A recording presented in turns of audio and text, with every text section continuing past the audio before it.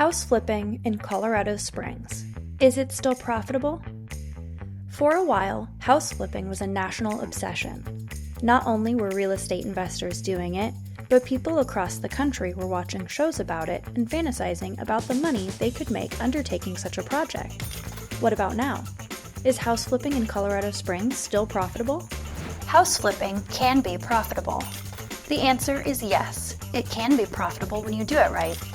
In order to succeed flipping homes in Colorado Springs, you need a solid plan, a committed budget, a schedule and timeline, a good team of contractors, vendors, and service professionals, a cooperative real estate market. With all those planets aligning, you can buy the right property, renovate it, and sell it at a profit. What to know about house flipping now? 5 or 10 years ago, it was easy to make money flipping homes. The market has changed.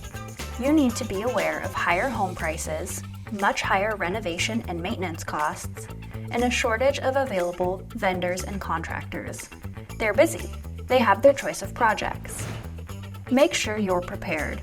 Make sure you have invested in the right property. Make sure you have vendors waiting to transform your property into something amazing.